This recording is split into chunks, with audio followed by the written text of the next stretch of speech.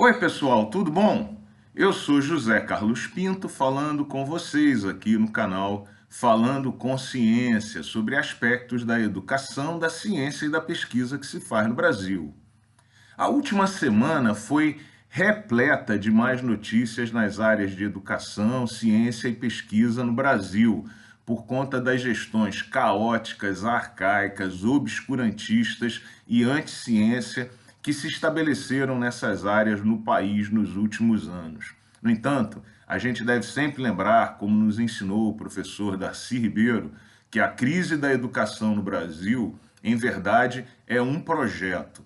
Nesse contexto, um relatório divulgado ontem, dia 16 de setembro de 2021, pela Organização para a Cooperação e Desenvolvimento Econômico, OCDE, sobre o estado da educação em vários países do mundo, é muito revelador sobre o tamanho da crise e a natureza desse projeto que se desenvolve no Brasil. Como sempre, você encontra o link para o relatório aqui embaixo, na descrição do vídeo. Se você tem interesse pelo tema da educação, você deve ler esse relatório. Se você é um daqueles que passa pano e acha que nós fazemos muito pela educação no Brasil, você também deveria ler o relatório e atualizar seus pontos de vista. O número de índices negativos e significativos nesse relatório é absolutamente imenso e não cabe aqui nesse vídeo. Por isso eu vou me debruçar sobre alguns dos mais importantes desses índices. Em primeiro lugar, o Brasil vai na contramão do mundo e está investindo menos em educação, ao contrário do resto dos países que fazem parte da OCDE. Em verdade, o orçamento da educação no ano de 2020, depois no ano de 2021, foi reduzido, sendo que, apesar de menor, ele sequer foi executado no ano de 2020. Nós caminhamos na mesma batida nesse ano de 2021 e tudo indica que o resultado ao final do ano será ainda pior do que foi em 2020. Em segundo lugar, o investimento em educação por aluno no Brasil é cerca de 1/3 da média dos países da OCDE, mostrando de maneira cabal que nós investimos muito pouco e muito menos que os demais países na formação desses jovens. Em terceiro lugar, o salário dos professores brasileiros é cerca de metade, mesmo depois de corrigido pelo poder de compra local, do que ganham os professores na média dos países da OCDE, incluindo aí os professores universitários. Como nós vemos aqui, os profissionais da educação, como sabemos todos, são muito mal remunerados no Brasil. Em quarto lugar, pasme, o Brasil expede cerca de 20% dos diplomas a partir de instituições públicas de ensino, contra uma média de 66% dos países da OCDE. Ou seja, nós temos muito menos gente estudando em universidades públicas no Brasil do que na média dos países do mundo, ao contrário do que dizem aqueles que passam pano. Senhor ministro, nós precisamos de mais gente estudando em universidades públicas e de qualidade no Brasil. Em quinto lugar, existe uma correlação óbvia entre o desempenho escolar, as habilidades de um estudante e o status econômico da família em que esse estudante vive. Existe um fosso entre ricos e pobres, de maneira que as oportunidades melhores e os estudantes mais ricos são também aqueles que conseguem juntar um maior conjunto de habilidades e dessa maneira se tornam mais bem preparados para o mercado de trabalho.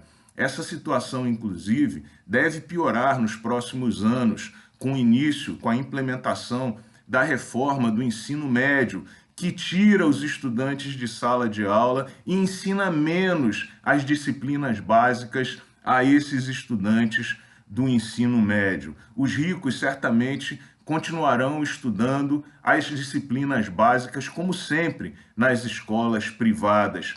Prepara-se aí o alargamento desse fosso no Brasil. Em sexto lugar, cerca de 20% dos estudantes brasileiros ou da juventude brasileira, dos cidadãos brasileiros, vão estudar na universidade, contra uma média mundial que se aproxima de 50%. Vê-se, portanto, aqui, de novo, que nós precisamos estudar mais, ao contrário do que o ministro da Educação diz, de que a universidade é para poucos. Nesse relatório, existe um índice que mostra que o Brasil investe pouco mais do que a média mundial em educação em termos do produto interno bruto, que é o total de riquezas produzidas pelo país. E muita gente usa esse número para dizer que o Brasil está fazendo muito pela educação.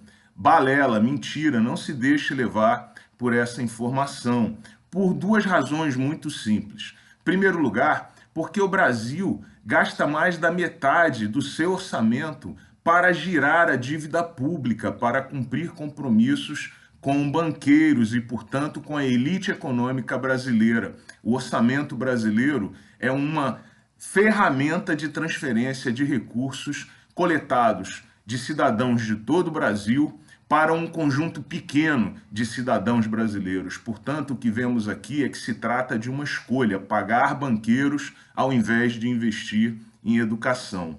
Além disso, o perfil da população no Brasil é muito mais jovem do que o da média dos países da OCDE. E por isso mesmo, nós temos que investir ainda mais em educação do que a média dos países do mundo. Aqueles que dizem que a gente deveria investir o mesmo percentual, apesar do investimento por cabeça ser muito menor, como já falamos, eles admitem que o perfil de gastos de um trabalhador que ganha salário mínimo deveria ser o mesmo do presidente do Citibank. Obviamente, isso não faz nenhum sentido. A gente tem uma obrigação muito maior de investir na formação dessa juventude brasileira que nós estamos condenando ao atraso para prejuízo de todo o Brasil. Enfim, o que o relatório da OCDE mostra de maneira cabal é que nós precisamos fazer muito mais e muito melhor pela educação e que nós precisamos investir na formação do jovem, porque apenas com muita educação nós seremos capazes de construir um país mais justo, mais moderno, reduzindo o fosso social que hoje existe no Brasil entre ricos e pobres.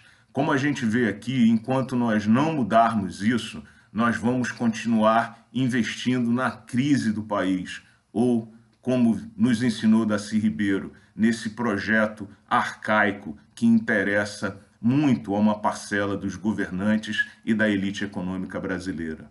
Um grande abraço e até o próximo vídeo.